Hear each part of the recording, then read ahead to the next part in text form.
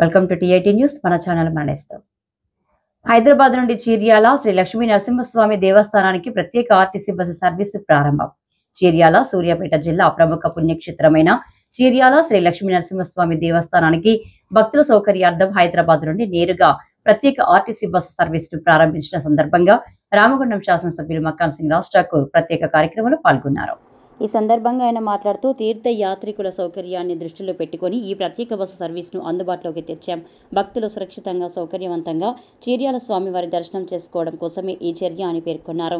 ఈ bus service వలన హైదరాబాద్ నగరం నుండి వచ్చే భక్తులకు పెద్ద ఎత్తున ప్రయోజనం కలగనుంది.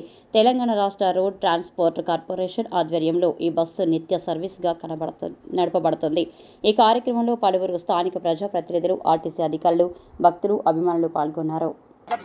శ్రీమద్ వెంకటనాథాయ శ్రీనివాసాయ